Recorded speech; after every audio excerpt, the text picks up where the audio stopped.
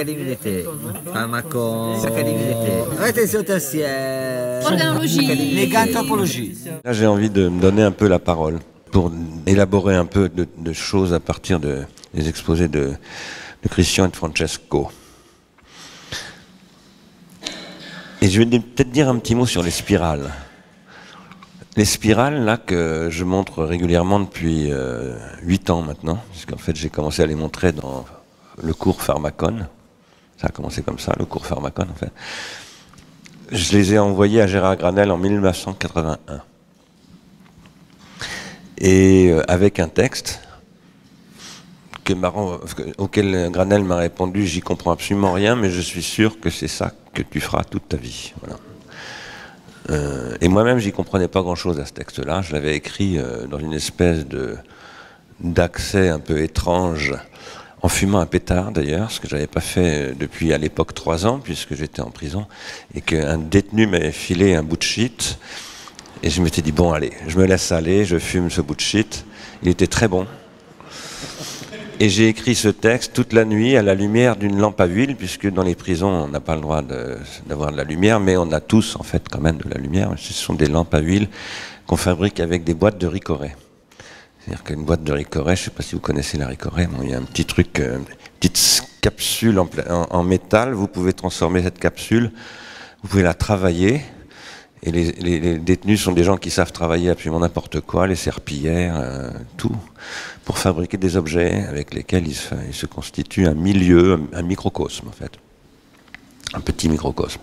Donc j'ai envoyé ce truc à Granel, et puis si depuis 25 ans maintenant, je diffère la parution de ce qui était au départ le 3e tome de la technique et le temps, qui en fait sera le 6e, si jamais je l'écris un jour, c'est parce que c'est le seul tome qui parle des spirales, en partant du cône de Bergson, en essayant de faire discuter Bergson avec Husserl, en passant par Derrida et Deleuze, mais aussi par Lacan, et où j'essaye de comprendre ce que sont ces spirales, parce que moi-même je ne comprends pas ce que c'est, ni le statut exactement de ces spirales, ni comment elles fonctionnent, etc.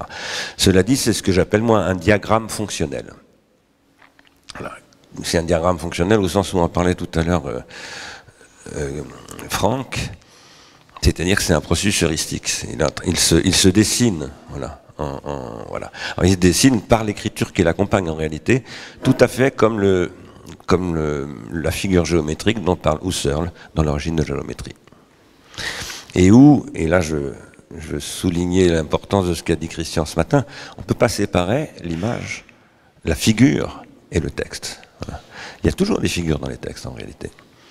Et il y a quelque chose qui est en deçà de la différence entre le texte et l'image, qui est le figural précisément, et qui est aussi le schème chez Kant, enfin selon moi en tout cas. Essayer de développer ce que j'appelle une philosophie atranscendantale, dont je ne sais toujours pas ce que c'est non plus. Précisément, j'attends d'avoir écrit le tome 6 pour le savoir.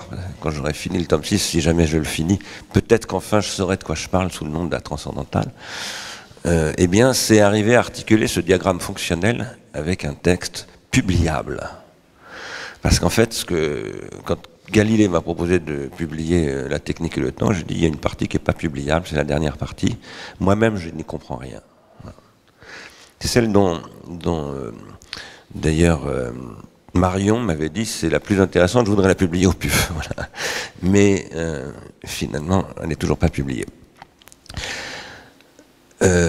Bon, la spirale, ça renvoie à plein de choses chez moi, plus ou moins empiriques. D'ailleurs, notamment à Jean-Baptiste Vico, hein, qui est le premier à parler, enfin, peut-être pas le premier, mais disons celui qui commence à en faire un objet philosophique de la spirale. Mais pour tout dire, parce que j'essaie de dire tout ce que je peux dire, j'ai jamais lu Vico. Ça fait partie des textes que je connais évidemment, il y a des citations de Roland Barthes et tout ça. Je connais des textes de Vico sur la spirale de l'histoire, c'est comme ça que ça s'appelle, mais je les ai encore jamais étudiés. Alors, cela étant, ce matin, avec Laurent Maronneau, avant de passer au travail, là, on a eu une petite discussion. Je lui demandais comment allait la faculté de Strasbourg, de philosophie. On a échangé un tout petit peu sur Rogozinski, Jacob Rogozinski, qui est un prof maintenant à Strasbourg. J'ai demandé ce qu'il devenait, ce qu'il faisait. Il m'a dit il étudie les anthropologues, les nouveaux anthropologues. Alors on s'est demandé est-ce que c'est le mainstream qui l'amène à s'intéresser à Viveros de Castro dont on a parlé hier. Est-ce que il y a d'autres raisons? Et Laurent m'a dit je crois que c'est parce que la philosophie a un problème de terrain. La philosophie n'a pas de terrain. Les sociologues ont des terrains, les psychologues ont des terrains. Alors, le terrain du psychologue, c'est l'individu psychique, donc c'est un terrain microcosmique. Voilà. Et les physiciens ont des terrains, ça s'appelle l'astrophysique, depuis l'infiniment grand jusqu'à l'infiniment petit, la nanophysique. Mais nous, les philosophes, nous n'aurions pas de terrain. Alors, je lui ai répondu, si, on a un terrain, ça s'appelle la politique. Et depuis Marx, on sait que la politique, c'est l'économie. Donc nous avons créé un terrain qui s'appelle pleine commune. C'est un terrain de jeu, mais c'est un jeu dangereux et difficile, où tous les coups ne sont pas permis, mais par contre, il faut supporter les gnons, parce que si on n'est pas capable de ça, on sort, je ne vais pas dire du stade, mais du ring. Voilà. Si Christian intervient régulièrement ici, et si pour moi c'est extrêmement nourrissant, c'est parce qu'il est le terrain.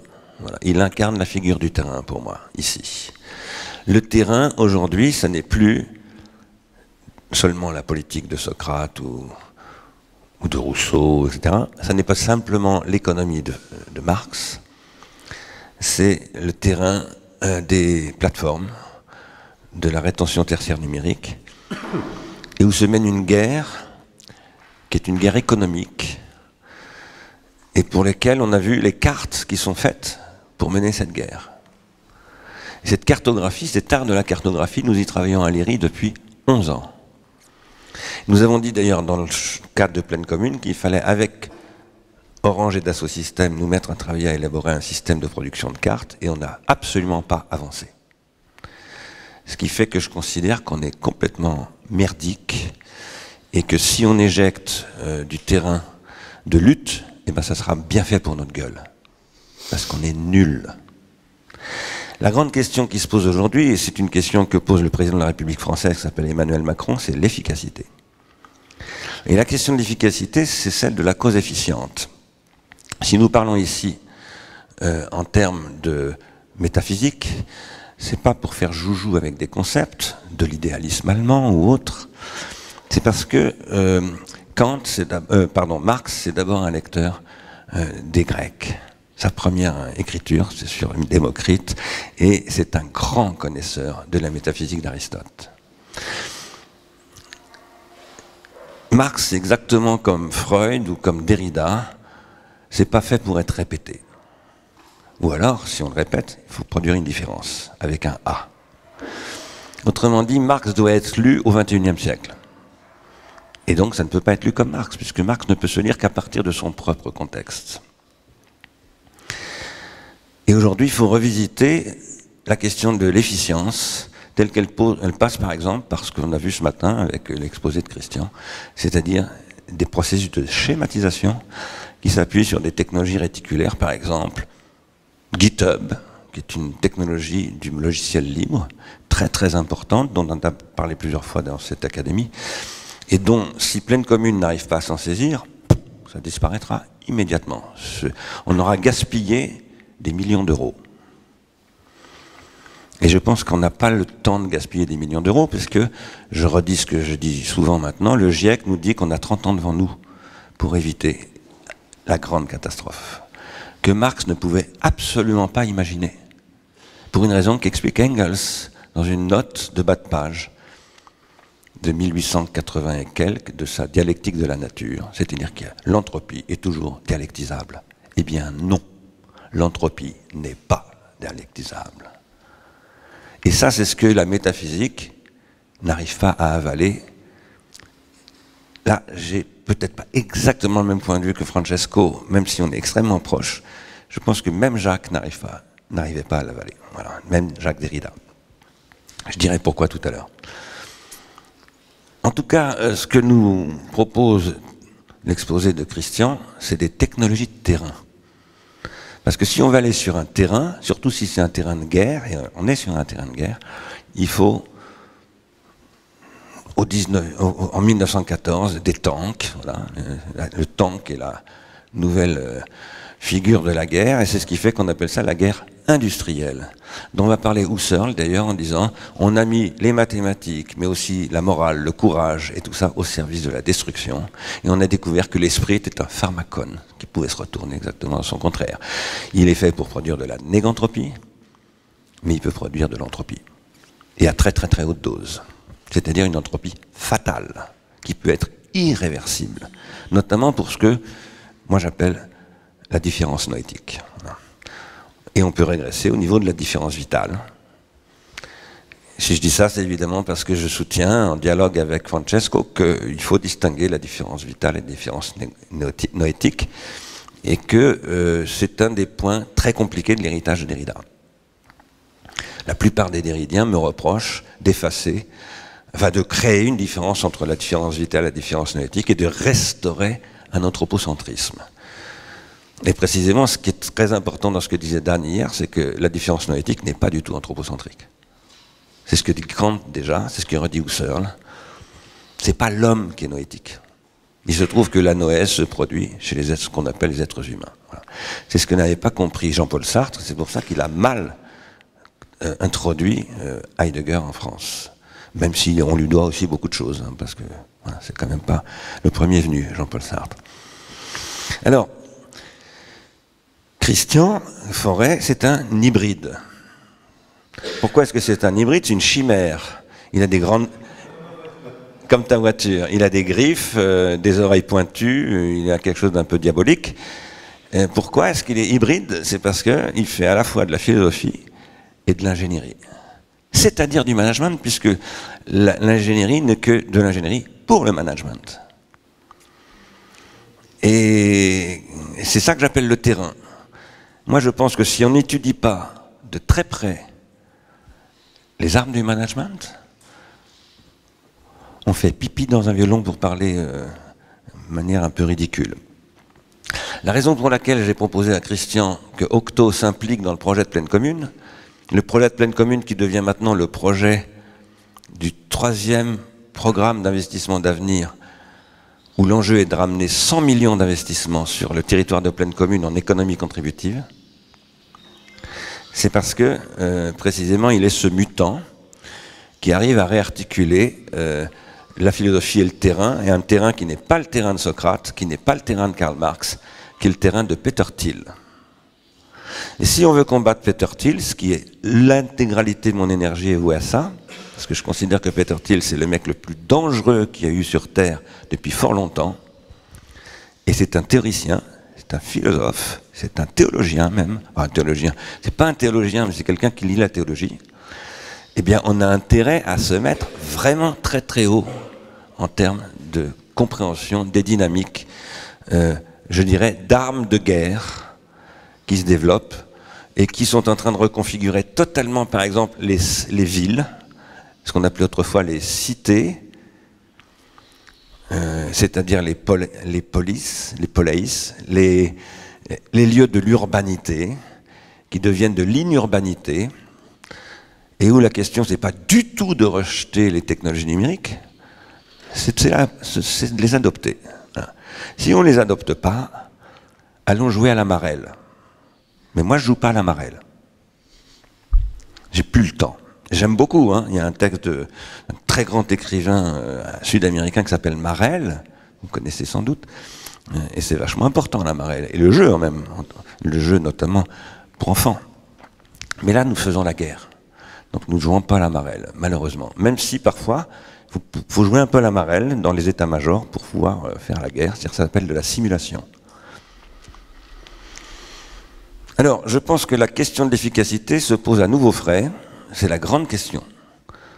Ce qui est extrêmement... Il y a eu une crise ici l'année dernière dans cette académie d'été, qui fait que je l'ai divisée par 3 en termes de participants, parce que les touristes culturels, je n'en veux pas. Je ne fais pas du tourisme, je ne fais pas de business non plus, d'ailleurs, je n'ai pas créé de start-up. Pour moi, tout ça, c'est de la merde, pour ce qui me concerne. Mais je pense que si on ne prend pas en charge la question de l'efficacité, eh bien, il vaut mieux mourir. Ou vivre dans son petit merdier, à regarder ces petits feuilletons, ces séries américaines dont tout le monde dit « Ah là là, c'est génial, ces séries américaines ». Moi, je regarde aucune série américaine, j'ai pas le temps. Je suis sûr que c'est vachement intéressant, tout le monde me le dit. Mais ce que je pense, c'est qu'aujourd'hui, on a un problème d'efficacité et d'extraordinaire inefficacité. Ce qui s'est passé cette année en France, c'est la disparition de la gauche. Et c'est bien fait pour sa gueule. Parce qu'elle est archi nulle et absolument inefficace. Absolument incapable de penser, par exemple, l'organisation et la désorganisation. De se mettre au niveau spéculatif, de spéculer sur Freud, etc., etc.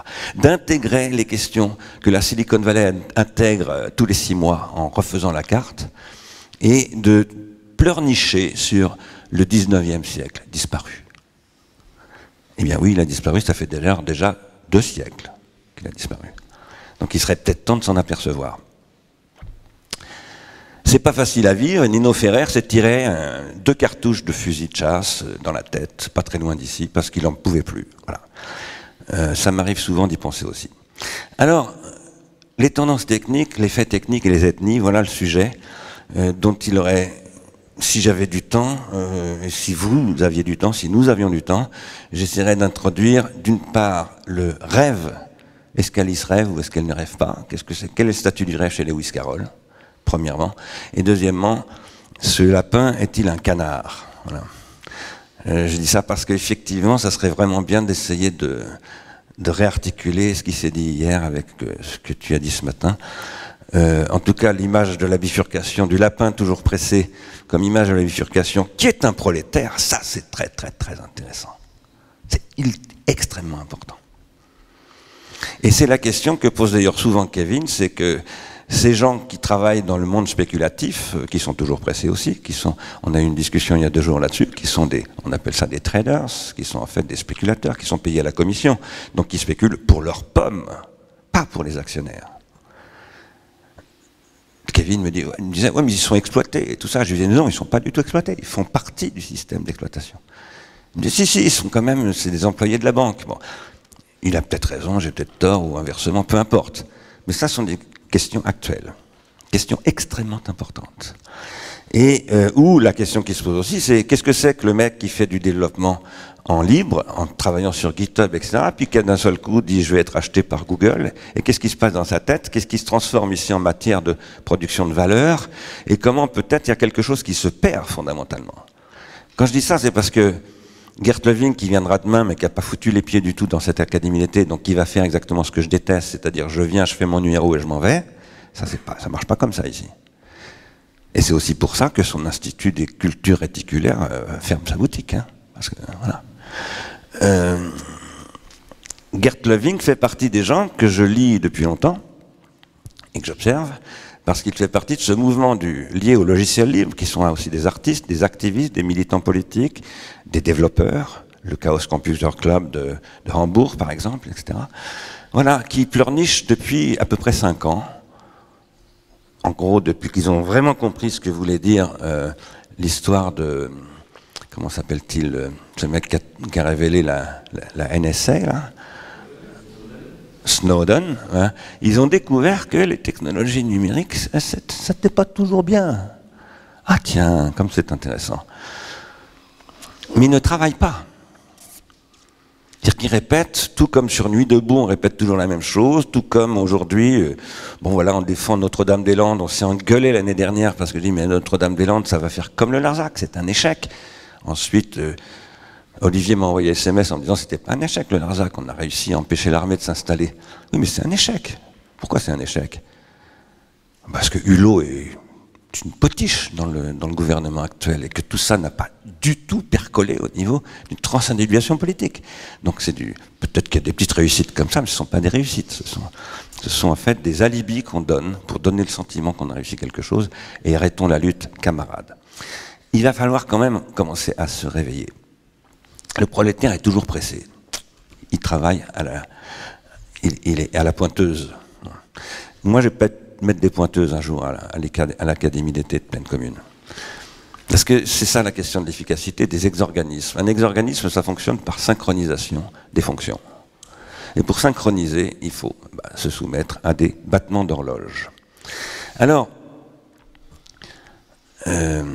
j'aurais beaucoup de choses à dire sur ce qu'a évoqué tout à l'heure, ou ce qu'a proposé ce matin Christian.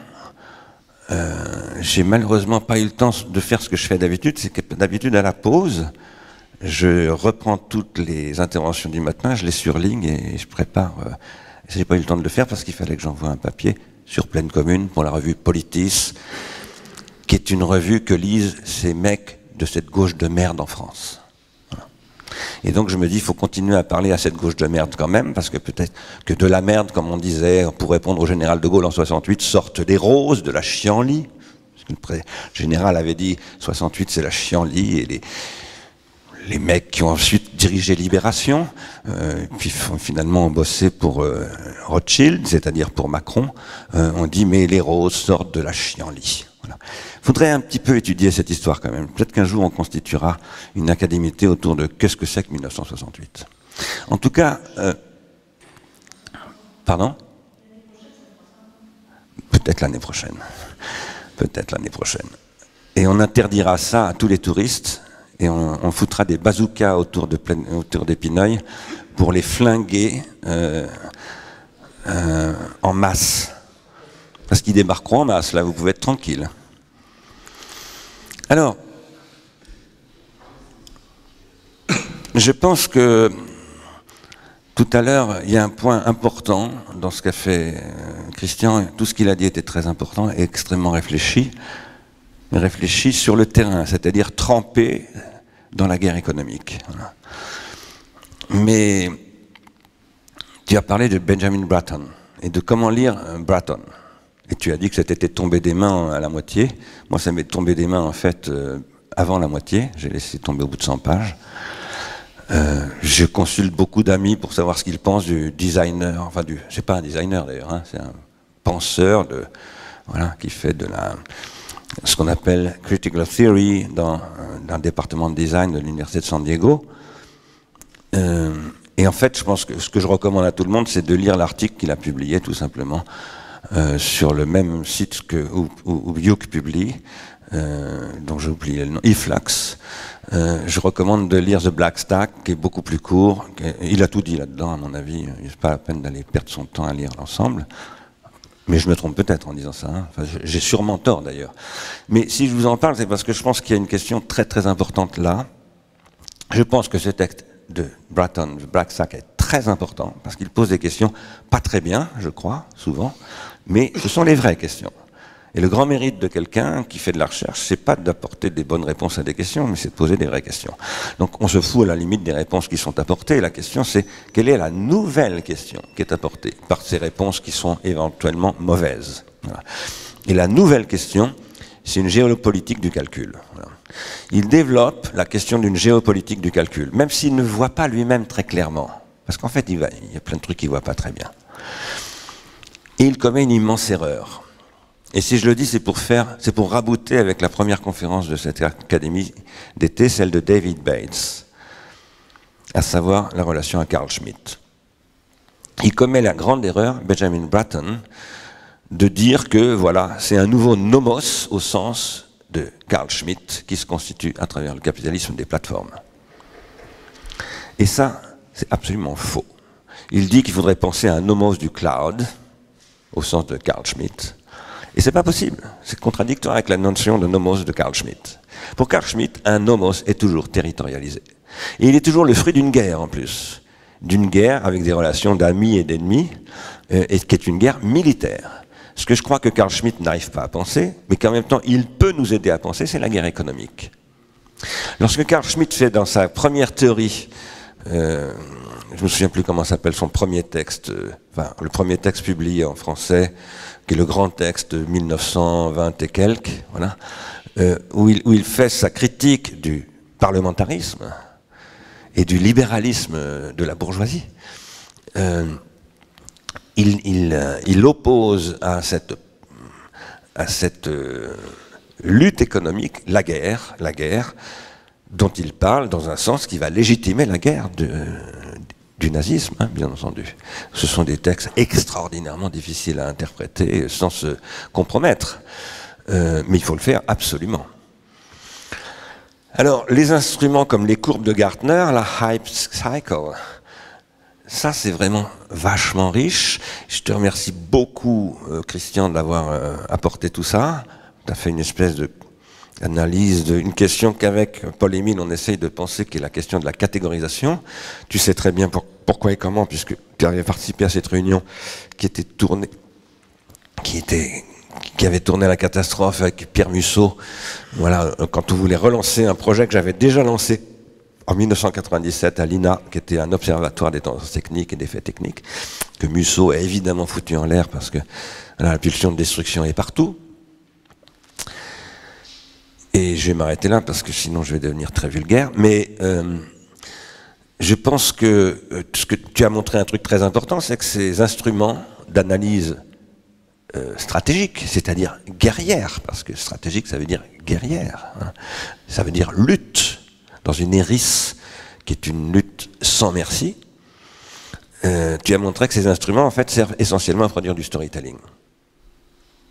Pas tous, tu as dit non, il y a des trucs, mais en tout cas les cartes de Gartner, les courbes de Gartner, finalement c'est du storytelling, tu nous as dit ça, parce qu'ils ne distinguent pas les faits techniques et les tendances techniques, donc ils ne comprennent pas finalement vraiment de quoi ils parlent, et ils fonctionnent au feeling, à l'intuition, au doigt mouillé, tu as dit, pour présenter quelque chose comme un devenir où il n'y aurait pas d'avenir, c'est-à-dire pas de bifurcation possible. Voilà. Ils vendent leur salade, voilà. Ils font du business, et c'est ça le problème du business, il est toujours dans un court terme où ils vendent des salades, c'est ça le problème. Et des salades qui ne sont pas des salades bio du tout. Et derrière ça, il y a la question du rapport entre probabilité et improbabilité. Si on a mis au début de cette académie une discussion avec Longo et Monteville, c'est parce qu'ils bossent là-dessus. Et qu'aujourd'hui, la question, c'est d'articuler étroitement les questions de faits techniques et de tendances techniques avec l'exigence de rigueur mathématique que portent Longo, Monteville et Bailly pour penser ce que c'est que ce qu'ils appellent non pas simplement la négantropie, mais l'anti-entropie. Et nous devons introduire ça dans nos instruments d'analyse que nous devons forger sur le terrain en les trempant à pleine commune avec le grand capital, la Société Générale, Dassault, Orange et quelques autres. Danone, on dit en italien Danone, et moi je dis Danone. Voilà. Et c'est ça l'enjeu de cette académie d'été. Académie d'été qui a changé de fonctionnement, elle ne fonctionne plus avec 70 touristes culturels, mais avec 25 personnes sur lesquelles on compte pour qu'ils travaillent et qui se remuent derrière et pas pour venir faire de la présence. Et pourquoi? Parce que nous devons adopter des techniques auxquelles il ne faut pas s'adapter. Le discours de l'adaptation, ça s'appelle le néolibéralisme, c'est théorisé par l'école de Chicago. Et Barbara Stiegler publie un livre bientôt chez Gallimard qui analyse ça de très très près pour montrer comment voilà, Darwin, tout ça est manipulé par toute cette école d'économie. Mais si on veut s'y opposer, il faut fabriquer des concepts pour montrer que la vie, par exemple, ne s'adapte pas. Le vivant ne s'adapte pas à son milieu. Il adopte son milieu. Et ça, c'est ce que Derrida appelle le supplément. Le supplément est intérieur et extérieur. C'est-à-dire qu'on dépasse l'opposition entre intérieur et extérieur. Du coup, il n'y a pas d'adaptation au milieu. Mais le premier qui a dit ça, c'est pas Derrida, c'est Nietzsche. Tout ce que nous a montré Christian repose sur les technologies dont nous parlait Paolo hier, c'est-à-dire la data, on appelle ça parfois la datification, le dataware, de la smartification, pour produire un smart capitalism. Smart, voulant dire ici donc intelligent, élégant, mais c'est une intelligence à très court terme, parce que le smart capitalism, c'est le capitalisme des startups qui sont à vendre sur le marché de l'innovation dans les 18 mois qui viennent. Si vous n'êtes pas vendu au bout de 18 mois, c'est foutu, vous disparaissez. Donc, ça produit de la merde. Cette merde s'appelle l'entropie. Et c'est ce qu'on voudrait essayer de changer, non pas en disant on va se déconnecter sur la ZAD de je sais pas quoi. Non, on va pas se déconnecter. On va proposer d'autres modèles d'architecture de données. On va faire de l'architectonique, du schématisme, 2 siècles et quelques après Kant.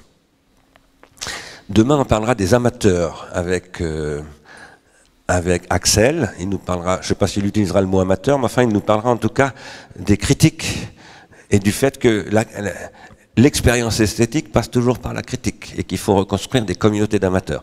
Si je le dis, c'est parce que, on en a parlé tout à l'heure, tu as parlé dans le back overflow et la gamification qui est liée à tout ça, tu as parlé de la contributivité produite par des amateurs. Voilà. Et ça, c'est le point de départ du projet de l'IRI. L'IRI a commencé en disant, nous allons réinventer la figure de l'amateur. On a échoué. Et il faut tirer les leçons des échecs. Voilà. On a échoué parce que tout ça conduit au troll, à la post-vérité, et pas du tout à ce qu'on voulait. Et la raison pour laquelle on a échoué, elle n'est pas technologique, parce que je pense qu'on n'a pas tort dans les concepts qu'on a développés ensuite avec Hugh et Ari Alpin et d'autres, et avec Paul-Émile. On a tort dans la politique. On n'a pas su faire la nouvelle économie politique de tout ça, on n'a pas su attirer le monde industriel, et c'est pour ça qu'en fait, j'ai lancé avec Pleine Commune cette plateforme d'expérimentation pour faire un démonstrateur de 410 000 habitants. Ce qui est très loin d'être gagné. Voilà. Mais on verra bien. Alors, en 1848, Marx et Engels écrivent un manifeste qui s'appelle le Manifeste du Parti communiste. Et qu'est-ce qu'ils disent? Ils disent « Nous sommes au temps des révolutions ». Qu'est-ce que c'est le temps des révolutions? C'est le temps de la bourgeoisie. Qu'est-ce qu'est la classe révolutionnaire? La bourgeoisie. Si vous voulez mener une lutte contre le capitalisme, il faut que vous commenciez par comprendre pourquoi la bourgeoisie est révolutionnaire. Et donc, la première partie du manifeste communiste, c'est un éloge de la bourgeoisie, qui a liquidé les corporations, la féodalité et tous ces machins-là. Et c'est une interprétation non hegelienne de Hegel. Maintenant, nous n'avons plus affaire à la bourgeoisie. La bourgeoisie a été liquidée par la bourgeoisie. Ce n'est pas le prolétariat qui a liquidé la bourgeoisie. C'est la bourgeoisie, qui est devenue la mafia. Et c'est ce qu'on appelle le capitalisme financier. Le capitalisme financier a produit un nouveau truc, qui est un laboratoire, qui n'est pas à Pleine Commune, qui est dans la Silicon Valley, et qui est dirigé, ou animé, disons plutôt, par Elon Musk et Peter Thiel. Ces gens-là ont produit une critique de l'économie apolitique, une critique révolutionnaire de l'économie apolitique. Pourquoi? Parce qu'ils disent, le problème c'est plus l'économie politique. Ils disent la même chose que Negri et Hart. Et je ne suis pas du tout d'accord avec Negri et Hart. Voilà. Je pense qu'il est archi faux de dire qu'on n'est plus dans l'économie politique. Je pense que quand on dit ça, on intériorise l'échec de la capacité à repenser le politique. Et on intériorise l'entropie généralisée. Je ne crois absolument pas, et je n'accepterai jamais personnellement, d'admettre qu'on serait dans une économie apolitique. Parce que cette économie apolitique, pour moi, est absolument invivable. Moi, je ne suis pas capable d'y vivre. Peut-être que mes héritiers y vivront comme des espèces de fourmis numériques phéronomisées par les rétentions tertiaires numériques, mais personnellement, moi, je ne suis pas capable de vivre ça. Je pense que Husserl n'en était pas capable non plus. Il dénonce ça. Freud dénonce ça. Simondon dénonce ça. Leroi-Gourhan dénonce ça. J'ai montré en maintes occasions que beaucoup de gens, en passant par Hobbes d'ailleurs, s'intéressent aux fourmis et aux termites et en disant « l'homme ne sera jamais un termite ». Eh bien, ce que sont en train de faire les gens de la Silicon Valley, c'est de transformer l'homme, enfin l'humanité, ce que moi j'appelle plutôt la différence noétique, en une fourmilière dénoétisée, c'est-à-dire archi-prolétarisée. Tu as parlé de l'irrationalité du réel des API. Ça, c'est extrêmement important. C'est toute la question. Tu as dit, le monde n'est pas rationnel. Et en effet, le monde n'est pas rationnel. J'ai commencé moi-même en disant ça. Mais qu'est-ce qu'on fait de cet énoncé-là?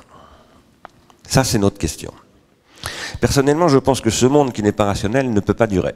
C'est-à-dire qu'il est condamné pour les raisons qui sont ce que le GIEC appelle les forçages anthropiques. Les forçages anthropiques conduisent ce monde totalement irrationnel à l'effondrement. C'est aussi ce que dit Whitehead, et c'est pour ça que je lis Whitehead. C'est parce que c'est ça l'enjeu de la philosophie de Whitehead. Après, qu'il y ait Dieu et tout ça, bon. Alors tu as donné comme exemple le VHS et Betamax, on pourrait ajouter le clavier AZERTY, et le clavier AZERTY qui est un scandale ergonomique, hein, ça a été démontré par tous les ergonomes, mais on n'a jamais pu le changer. Pourquoi? parce qu'il y a aujourd'hui à peu près 3,5 milliards de claviers AZERTY sur les smartphones. Donc ils sont installés, on ne peut pas les enlever. Eh bien, comment on fait pour changer un truc comme ça?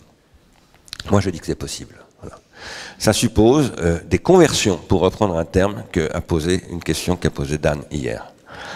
Des conversions comme celle, par exemple, de Saint-Julien l'Hospitalier, le grand massacreur devant l'Éternel, qui devient en fait un saint et un fondateur d'ordre, un moine, pour être précis. Et je pense que nous avons à réfléchir à ces questions de conversion. Et je pense que nous avons à réfléchir à l'échelle d'une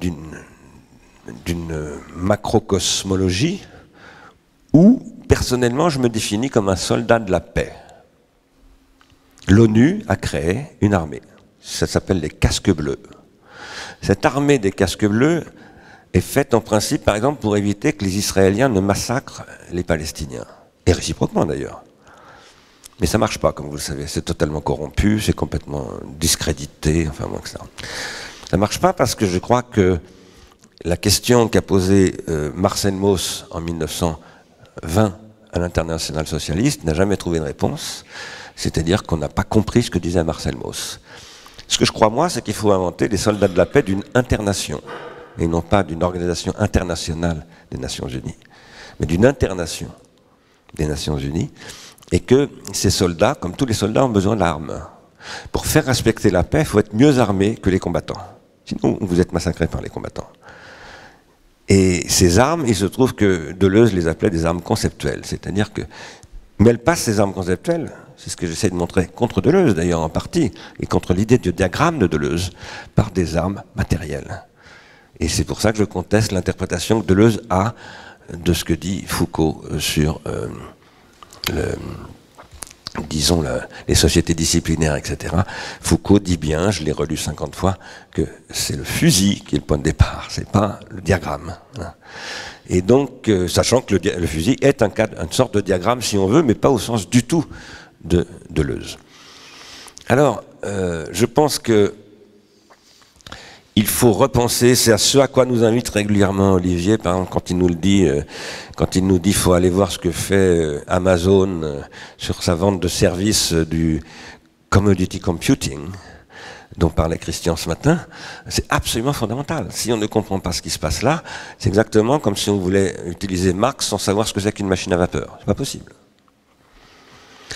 Et le problème de Marx, c'est pas de foutre les machines à vapeur dans le Rhône, ça, il a toujours dit que c'était exactement ce qu'il ne faut pas faire, mais c'est d'étudier les technologies de la bourgeoisie de son époque pour arriver à penser des nouveaux modes de production, non pas des nouveaux modes de redistribution. La grande tragédie du XXe siècle, c'est ce qu'a montré Bruno Trentin, c'est que les syndicats et les partis soi-disant ouvriers se sont battus pour les modes de distribution, alors que, comme le dit Moshe Poston, qui viendra à Pleine Commune l'année prochaine, avec Jonathan Harvey, pas Jonathan Harvey, avec David Harvey. Jonathan Harvey, c'est un compositeur. Avec David Harvey, on rouvrira cette discussion qui n'a pas marché en Chine, à Nanjing, parce qu'il faut être têtu. Et ce que dit Moshe Poston de très important, que ne disent ni Harvey, ni Negri, c'est que la question, c'est les modes de production. Il faut repenser les modes de production. Et c'est ça l'enjeu exactement de tout ce dont parlait ce matin Christian. Mais là, il parlait de mode de production du travail intellectuel. Voilà. Parce qu'aujourd'hui, le travail du capitalisme, là où il y a du travail dans le monde capitaliste, c'est l'intellect. Le reste, ça marche tout seul. C'est les navettes qui travaillent toutes seules dont parlait Aristote déjà au IVe siècle. Voilà. Et que répète et que cite d'ailleurs Marx à plusieurs reprises. Bon, pour ça, j'aurais voulu parler des spirales, tout ça, je n'ai pas le temps de le faire, parce que je ne vais pas être trop long, il faut qu'on ait vraiment une discussion. Je vous fais juste une remarque, je voulais aussi vous extraire une image, mais je n'ai pas eu le temps de le faire. Si vous regardez un serpent qui dort, je ne sais pas si vous êtes déjà arrivé, moi ça m'est arrivé un jour en soulevant une botte de paille, que j'étais en train de mettre sur une charrette, j'ai trouvé un serpent qui dormait. C'est une spirale. Ce que je veux souligner, c'est que la forme serpentine, dont on parle souvent, qui est en fait la forme de la spirale, c'est aussi la forme du serpent. Voilà. Et que s'il y a des serpents partout et des spirales partout, c'est pas pour rien. Je ferme cette parenthèse. C'est juste pour vous inviter à la spéculation. Et je reprends la discussion avec Francesco, donc une discussion qui dure depuis des années. Vraiment, je suis extrêmement heureux parce que c'est une vraie discussion. On s'écoute, on se lit, on se rabâche pas nos trucs obsessionnels, voilà. Toujours la même chanson, je vais vous dire voilà ce que je pense, la question que tu as oubliée, c'est toujours la même question. Non, on change, c'est-à-dire à partir de nos échanges, il me dit des trucs, ça me fait réfléchir, je lui dis des trucs, j'essaye de faire réfléchir avec, etc., etc. Et donc tu as dit tout à l'heure que Derrida n'avait pas publié le séminaire parce que, tu as cité, je ne me souviens plus de la citation exacte, parce que il se disait on va m'accuser d'être un lamarckien. Mais Derrida a été accusé d'être toutes sortes de choses et ça, il n'a pas eu peur de publier. Comment se fait-il qu'il n'a pas voulu publier ce truc où on pourrait l'accuser d'être lamarckien? Parce qu'on l'a accusé de tout et de son contraire. C'est un pharmakos, Derrida. Comme Socrate, c'est ce que j'ai dit le jour de son enterrement. Enfin, pas le jour de son enterrement, mais le jour où on a fait une commémoration après son enterrement. C'est comme Socrate, c'est un pharmakos, c'est-à-dire c'est celui sur lequel on tape tout le temps. Bon, moi compris, hein, parce qu'il parle du pharmacone. Et celui qui pose le problème du pharmacone devient le pharmakos, inévitablement. Alors, il en a pris des coups tout le temps, il n'a pas arrêté, il en était d'ailleurs extrêmement triste, comme tu le sais. Mais pourquoi est-ce que ce truc-là qu'il dit où il dit on va m'accuser d'être lamarckien, pourquoi il ne veut pas le publier? C'est parce qu'il considère qu'il n'a pas fini le travail. Je le sais d'autant plus que j'ai organisé un séminaire sur ce texte, tu le sais, je te l'ai déjà dit, avec Derrida, dans une autre maison que j'avais autrefois, qui était dans l'Oise. Et on a passé 2 jours à discuter de ça, avec des généticiens, avec des psychanalystes, etc. Et après qu'on ait discuté de tout ça, il n'a toujours pas publié le truc, hein. Il n'a pas voulu le publier. Je pense qu'il considérait qu'il n'était pas au bout du problème. Alors, je pense que jamais Derrida n'a considéré qu'il était au bout d'un problème, bien sûr. Mais ce que je veux dire, c'est que je pense qu'il a considéré que ce n'était pas mûr pour la publication, parce que je pense que lui-même n'était pas encore complètement au clair avec lui-même sur cette question du lamarckisme. Et là, il faut remarquer un truc important, c'est que Lamarck, c'est la dernière figure convoquée par Freud. Freud, qui est un rationaliste, hein, il a toujours dit, je suis un rationaliste, moi j'écoute la science et tout ça, je ne veux pas, hors de question de sortir disons, du terrain de la certification scientifique, voilà, par le principe de contradiction, par la confrontation à la critique des pairs, etc. Il pratiquait ça à super haute dose. Eh bien, Freud a terminé sa dernière œuvre, L'homme Moïse et la religion monothéiste, en revendiquant l'héritage de Lamarck. Ce qui est incroyable quand même, de la part d'un mec comme... c'est un darwinien en réalité, Freud, à fond. Mais là, d'un seul coup, il dit, bon, je vais être lamarckien.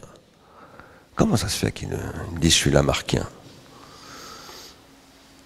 Eh bien, c'est aussi... c'est pas ce que dit Derrida, mais c'est ce que Derrida dit qu'on va dire qu'il est.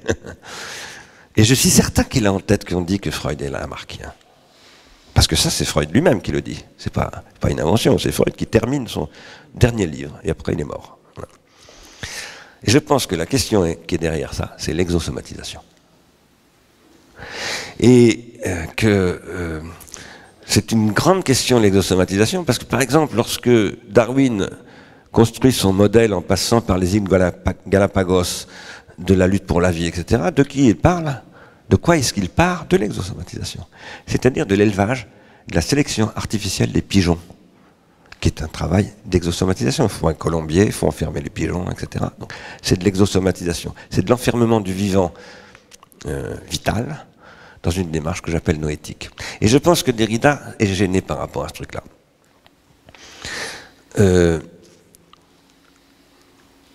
Tout ce que tu as montré, qui est formidable, vraiment formidable, et dont je suis impatient que nous organisions, on va le faire de toute façon, parce que je vais t'inviter à un colloque qu'on en fera bientôt à Pleine Commune avec Longo et Monteville, pour qu'on discute de ça. Concept d'information chez Jacob et la critique de l'information par Derrida. Parce qu'en fait, Longo dit des choses extrêmement proches de ce que tu dis, dans ta lecture de Derrida, en critiquant ces concepts plus ou moins bidons d'ordre et de désordre, ordre par le bruit, auto-organisation et tous ces machins-là, comme tu l'avais entendu le dire dans un séminaire où tu étais intervenu. Et je pense que tout ça est extrêmement précieux, tout ce que tu as montré, que je vais analyser très en détail et que je vais citer bientôt, parce que je suis en train d'écrire un livre où je critique la notion d'information. Donc je m'appuyais beaucoup, je m'appuyais déjà, mais là maintenant je vais m'appuyer sur ce que tu as envoyé. Maintenant, je pense que tout ce que tu dis et tout ce que dit Derrida, il faut le confronter à des analyses qu'a fait Hughes, par exemple, ou aux analyses de Mathieu Triclot, dont j'ai parlé, où ils analysent très précisément ce que c'est que la théorie de l'information, dont Jacob parle, mais qu'il ne théorise pas. Il s'en sert, c'est-à-dire qu'il utilise la théorie de l'information, mais sans... Et la théorie de l'information, c'est pas Wiener, c'est Shannon. Wiener, c'est un lecteur de Schrödinger, mais Shannon, c'est pas un lecteur de Schrödinger. Il ne connaît pas. Et il s'en fout en plus, ça ne l'intéresse pas du tout. Et l'enjeu qui est derrière ça, c'est le computationnel. C'est-à-dire que le problème que pose Shannon, qui travaille pour les Bell Labs, c'est-à-dire pour l'industrie des télécommunications, c'est d'optimiser les flux de transmission. Et donc c'est d'augmenter la plus-value qui est produite par les compagnies de téléphone. Et à partir de ça, c'est valoriser la cause efficiente et neutraliser toutes les autres causes, matérielles, formelles et finales. Cause matérielle, je m'en fous. C'est pas mon problème. L'information, ça peut se penser. Alors ça va se combiner avec la thèse de Church-Turing, voilà, qui va dire l'information est séparable de ses supports. Ce dont Longo, après Jean Lassagne, a montré que c'est absolument pas du tout ce que dit Turing. Voilà. Donc tout ça, c'est des grosses arnaques intellectuelles. Vraiment des grosses arnaques intellectuelles. Maintenant, il y a quelqu'un qui est très intéressant à lire là-dedans, et qui est quelqu'un qui dialogue avec Shannon, c'est Léon Briouin. Léon Briouin, qui est un physicien français, mécanique quantique, et qui va essayer d'intégrer le concept d'information. Et si je m'y intéresse beaucoup, c'est parce qu'il essaye de l'intégrer pour penser ce que c'est qu'un instrument scientifique. Et là, il en vient à poser le problème que tu as posé avec Derrida, le problème de l'énergie. C'est-à-dire qu'il revisite ce qu'on appelle l'expérience de pensée du démon de Maxwell, auquel un type dont j'arrive plus à retrouver le nom va opposer une contre-expérience de pensée. C'est Mathieu Triclot qui explique ça dans un texte que je te recommande de lire sur l'information. J'arrive plus à retrouver son nom, il est très connu, mais voilà. Et qui montre que, voilà, en fait, on pourrait imaginer une machine une machine totalement fictive, hein, purement imaginaire, qui permettrait de trier les molécules, les échanges entre les gaz dans une machine qui tend vers l'entropie. Mais il ajoute, le problème c'est que cette machine consommerait de l'énergie. Et précisément, ce qu'il pose, c'est le problème de on ne peut pas réduire l'information à l'énergie. Enfin, plus exactement, lui ne le pose pas comme ça. Mais c'est ça qui va ressortir de la grande discussion où quand on réintègre Schrödinger dans la discussion de la théorie de l'information pose ce problème-là. Voilà. Et là, je pense qu'il y a vraiment un truc à faire sur le métabolisme. Nous, en ce moment, nous travaillons sur... on a développé un projet sur les métabolismes urbains, qui s'appelle l'urbanité numérique, où il s'agit de repenser tous les métabolismes urbains en intégrant le point de vue énergétique et non pas informationnel, contre les plateformes qui, elles, fonctionnent sur la base de l'information. Les plateformes sont anthropiques parce qu'elles tendent à absolutiser une information qui serait pensable en dehors de sa matière. Nous disons pas du tout, c'est de l'énergie en fait, et c'est l'énergie qui est en jeu là-dedans. L'énergie, c'est l'information telle qu'elle est inséparable de sa matière. Et ça, c'est ce que Simondon n'arrive pas à penser. C'est pour ça qu'on ne peut pas être simplement simondonien. Voilà. Et c'est pour ça que je pense qu'il faut lire Briouin, Simondon et Derrida ensemble, voilà, pour faire ce que tu fais et en discutant avec Longo. Bon, j'avais plein d'autres choses à dire, mais je vais pas le faire parce que sinon on va pas avoir le temps de discuter. Je vais pas monopoliser la chose. Évidemment, si j'en avais un peu eu le temps, j'aurais parlé de la textualité parce que je pense que là, derrière tout ça, c'est mon grand débat avec Derrida. Hein, il faut introduire la rétention tertiaire. Oui, je sais. Et oui, parce que le problème que pose Léon Briouin, c'est les organes exosomatiques. Ça n'est qu'avec les organes exosomatiques qu'on peut se mettre à intervenir dans le flux anthropique. Et ces organes exosomatiques, eh ben, ils ne sont pas solubles dans la théorie du vivant de Schrödinger. À partir de là, si vraiment on prend un peu au sérieux ce que dit Schrödinger, mais aussi ce que dit Lotka, on est obligé de dire qu'il y a une différence vitale qui bifurque à un moment donné, qui devient une différence de la vie à la mort au sens de la différence noétique, c'est-à-dire où la mort devient l'archiprotension au sens de Heidegger. C'est-à-dire le problème du comme tel dont parle Derrida dans De l'esprit que citait hier Vincent Puig. Et ça c'est très très important parce que on le trouve aussi chez Freud. Tu as fait référence à Au-delà du principe de plaisir. Moi j'ai écrit un texte sur Freud dans le deuxième volume de La misère symbolique, où j'essaye de montrer que dans Au-delà du principe de plaisir, où il analyse le système perception-conscience, Freud, il ne tient pas compte de la rétention tertiaire. Du coup, il se fout complètement dedans. Il ne voit pas ce que c'est que la différence entre la rétention primaire et la rétention secondaire, mais il ne la voit pas parce que, pour la voir, il faut avoir bien établi ce que c'est que la rétention tertiaire. Et c'est pour ça que Freud, dans Moniser le monothéisme, on arrive à dire, voilà, il y a un lamarckisme. Pourquoi, pour expliquer quoi? La transmission de la névrose de la culpabilité du peuple juif. Attends, mais ça, qu'est-ce qu'on raconte là? C'est n'importe quoi. Il y aurait une transmission lamarckienne de la culpabilité du peuple juif. Cette transmission, elle se fait par les livres, par l'époque du livre, comme l'appelle Maurice Blanchot. Et ce livre, ça Maurice Blanchot le savait, peut-être plus que Derrida. Ce livre est matériel. Il n'est pas soluble. Il n'est pas immatériel. Donc il faut relire Blanchot, à mon avis, parce que c'est Blanchot qui le premier pose les problèmes de Derrida, en 1953. C'est à partir de ce texte de Blanchot que Derrida va développer sa relecture de l'origine de la géométrie de Husserl.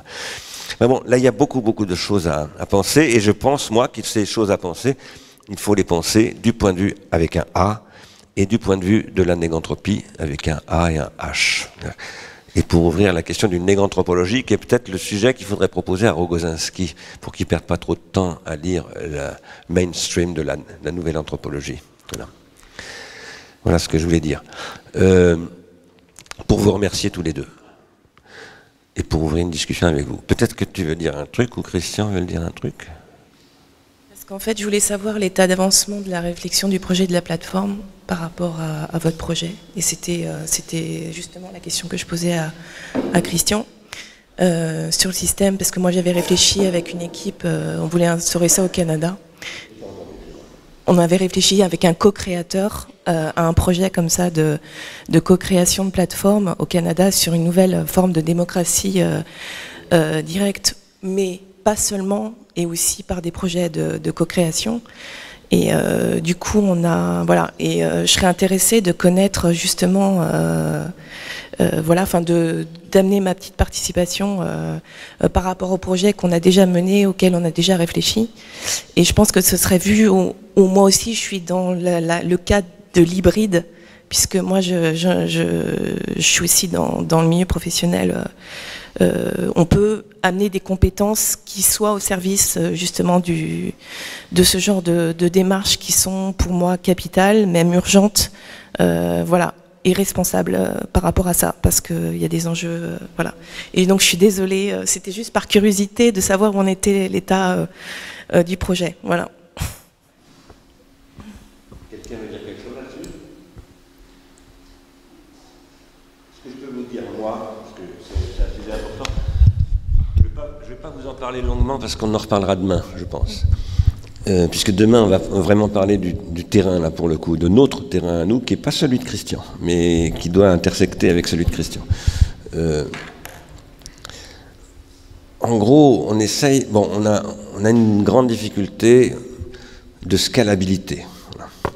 On développe à l'IRI depuis longtemps moi j'appelle ça des petits démonstrateurs, qui n'ont pas du tout vocation à se développer en grand. Ils ne peuvent pas se développer en grand parce que si on peut les développer, c'est parce qu'on neutralise un certain nombre de questions de scalabilité. Depuis que Olivier est arrivé, il dit mais ça faut s'en occuper, etc. On a un petit peu changé, si je puis dire, le management, le mot est trop fort, mais disons l'organisation des priorités, tout ça, notamment parce qu'il disait, étant donné que maintenant on s'articule avec Pleine Commune, notamment, mais pas seulement, pour d'autres raisons indépendantes de Pleine Commune, il faut que nous nous mettions dans cette disposition, et c'est pour ça qu'il emmerde tout le temps tout le monde en disant, bah, par exemple, il faut voir ce que fait Amazon. Voilà.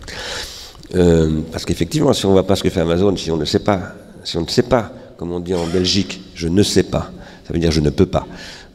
si je ne sais pas m'articuler avec les modèles les standards de compatibilisation dans le stack, dans la pile que décrit Bratton, qui sont imposés aujourd'hui par Amazon, je suis absolument invisible. Enfin, Amazon et quelques autres, je suis invisible. Ce que nous essayons de faire depuis longtemps avec Vincent et Youk et un certain nombre d'autres, c'est de peser auprès du W3C pour intégrer nos problématiques. Mais on rame. On rame beaucoup parce que même si Tim Berners-Lee est assez intéressant et ouvert, quand il nous a invités une fois, il y a 3 ou 4 ans, il ne comprend rien à ce qu'on raconte, parce que pour lui, la philosophie, c'est la philosophie analytique. Donc il ne comprend pas ce qu'on fait. Voilà. Et je pense qu'il y a un gros problème. Et je pense que Harry Halpin a du mal à lui traduire. Voilà. Si on travaille avec Harry, c'est parce qu'Harry, c'est aussi un informaticien, un militant, qui est aussi un élève de Frederick Jameson, donc qui sait qui est Marx, qui sait qui est la philosophie continentale, etc. Et c'est ça la difficulté, comment on arrive à interfacer tous ces machins-là. Nous essayons de passer l'échelle aujourd'hui avec des chercheurs dont nous avons dit le premier terrain de véritable mise en test, véritablement en vrai, c'est-à-dire avec des vraies tâches, etc. C'est d'abord l'équipe de Pleine Commune, mais on n'y arrive pas. Et là, je ne fais pas le reproche aux chercheurs de ne pas y arriver, c'est parce qu'ils sont saturés de travail et on leur demande trop. Voilà.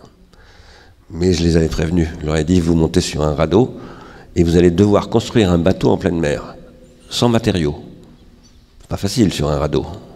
Ben, c'est comme ça. Si on n'est pas capable de faire ça, on n'y arrivera pas. Donc on n'avance pas beaucoup, mais là il va falloir qu'on avance très très très significativement dans les 6 mois qui viennent, sinon on arrête le projet. En tout cas, moi j'arrêterai le projet. En tout cas, je sortirai du projet. Voilà. Mais si on n'y arrive pas, c'est pour des raisons de fond. Hein. Il y a des vrais problèmes. Voilà. Très, très complexes à résoudre. Et donc, il va falloir qu'on donne un gros coup de collier sur cet aspect des choses. En gros, les problèmes complexes à résoudre, ils sont de 3 niveaux. Premièrement, comment on fait vraiment du co-développement, du co-design, etc., avec des pratiques réelles, qui sont ensuite transférables. Un chercheur qui lit un corpus pour une thèse, c'est pas du tout la même chose qu'un habitant de Pleine Commune qui sait ni lire ni écrire et qui contribue à une plateforme. Parce que c'est ça, Pleine Commune, c'est comme ça. Hein. Il y a une grande partie de la population qui ne sait pas lire ni écrire. Et ce sont eux les habitants. Donc c'est avec eux qu'il faut travailler. C'est pour eux qu'il faut travailler. Comment on fait? Ça, c'est un gros problème. C'est un problème qu'on trouve en Équateur aussi, et dans pas mal d'autres pays. Deuxième problème, c'est comment on arrive à utiliser les automates, autrement dit les algorithmes des big data ou d'autres, en tout cas du calcul intensif, comme on l'appelle aujourd'hui dans le monde scientifique, au service, non pas de la moyennisation anthropique, mais de la négantropie, c'est-à-dire de l'herméneutique, dont hier soir ou ce matin, Franck disait on n'emploie pas le mot herméneutique, ça fait peur à tout le monde. Mais en même temps, c'est bien ça le problème, c'est l'interprétation. Comment on fait de l'interprétation assistée par des algorithmes? Voilà. Et troisièmement, comment on mutualise tout ça, c'est-à-dire comment on organise des processus de transindividuation avec des technologies de réticulation sociale, du social engineering, qui n'est plus du modèle de Moreno, comme on le disait hier, mais du modèle de Simondon, c'est-à-dire des processus d'individuation collective. Ben ça, c'est facile à dire, théoriquement. C'est pas si facile que ça d'ailleurs à dire théoriquement, mais enfin, disons, c'est beaucoup plus difficile dans tous les cas à implanter, ou comme on dit dans le monde des ingénieurs, à implémenter. Et c'est pour ça qu'on est en train de construire un projet d'investissement à long terme dans le PIA, et qu'on a demandé à Octo de travailler avec nous. Parce que là, Octo, c'est une boîte qui est spécialisée dans ces domaines, et qui est co-dirigée par Christian Forêt. Qui veut parler? Voilà. Colette, Adrien. Commençons par Adrien, puisqu'il est tout près de toi. Merci. Tout d'abord, merci Francesco pour cet exposé que j'ai trouvé très intéressant. La question que je me pose vis-à-vis du projet de Pleine Commune notamment, c'est comment est-ce que la réduction de la matière de l'énergie à l'information que le modèle cybernétique implique ou présuppose nous donne à penser et surtout à agir. C'est un peu la première question. Donc cette réduction, moi, elle me semble symptomatique d'un phénomène plus large, l'assimilation du vivant à une machine, ce qui me semble lié aussi à ce que disaient Paolo et Sarah hier sur le rapport quasiment exclusivement utilitaire au milieu ou au vivant qui serait à dépasser. cette assimilation du vivant à une machine, elle me semble aussi présente dans le langage parfois, pour relier ça à ce que disait Michael hier. Alors même si par ailleurs la notion de programme elle est opérante en génétique, ça me semble important à signaler, c'est problématique à plusieurs égards, donc épistémologiquement tout d'abord, politiquement, est-ce que cette assimilation du vivant à une machine, elle ne conduit pas à traiter l'individu comme une machine? Elle conduit à mon sens à utiliser le corps dans un circuit économique, dans la gestation pour autrui, dans le corps du travailleur, dans le travail à la chaîne, ou dans le traitement des individus comme des données sur les plateformes aujourd'hui. Donc comment élaborer d'autres modèles de données qui ne soient pas réductrices, qui tiennent compte de singularité. Et troisième domaine où ça me semble problématique, c'est pratiquement, est-ce que nous ne sommes pas aussi nous-mêmes quelque part tributaires de ces représentations aujourd'hui? Est-ce que pour combattre Peter Thiel, il ne faudrait pas aussi lutter contre une certaine conception de l'humain qui peut être inscrite dans des pratiques comme par exemple un certain type de rapport au milieu, le rapport au milieu de l'homme pressé au sens de Noir Désir, mais aussi de Nietzsche. Voilà. Le terrain du philosophe, au-delà de la politique dont parlait Bernard, il est peut-être là aussi dans le questionnement de pratiques quotidiennes qui nous semblent aller de soi. Voilà. Oui. Et merci. Et la première question, je crois que c'est vous qui devez lui répondre. Je vous offre une sollicitation par rapport à ça, qu'il faut retrouver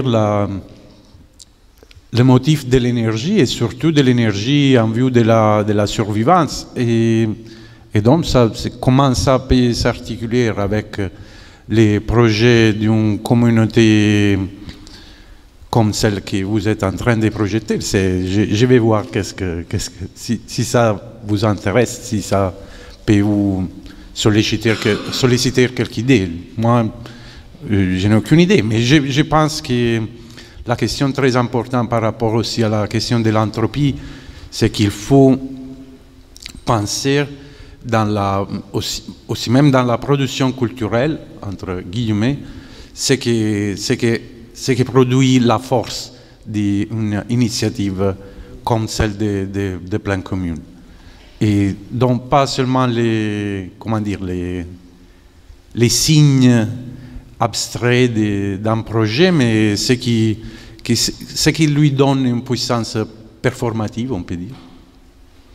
La seconde, c'est mon grand problème actuellement, l'analogie machine-vivant. Et c'est vraiment un très grand problème, parce qu'en vérité, c'est un aller-retour. Ce n'est pas suffisant de se mettre dans la position de dire qu'il ne faut pas réduire les vivants à la machine, parce qu'en vérité, on a pensé la machine, on a commencé de l'autre côté. On a commencé en pensant la machine à partir du vivant. Et ça, c'est quelque chose qu'il faut déconstruire et c'est très important. La notion d'organe, par exemple. Non, ça nous paraît absolument évident quand on parle d'organisme qu'on est en train de parler du vivant. Mais l'organe, c'est un instrument. Ça vient. Donc, on a commencé avant à projeter le vivant sur la machine et après par retour. Ça c'est très important dans Descartes, par exemple. Donc, je trouve qu'il ne faut pas refuser l'analogie, mais il faut la déconstruire et surtout, en suivant Derrida, le gros problème, c'est l'analogie même. Parce que l'analogie, c'est un instrument philosophique par excellence qui sert dans la métaphysique à réduire l'inconnu au connu. Et donc, c'est ça le problème très très fort. On a vu la Wiener, non? Il y a les tentatives analogues de la machine et du vivant. Oui, mais après, il dit que la machine a des organes sensoriels. Et là, qu'est-ce que nous sommes en train de voir dans Wiener? Il est en train de réduire le vivant à la machine ou projeter sur la machine le vivant. C'est plutôt évident qu'il fait les chemins au contraire, parce qu'il dit « et ça marche qu'il soit vie ou morte ». Oui, mais la machine n'est pas morte.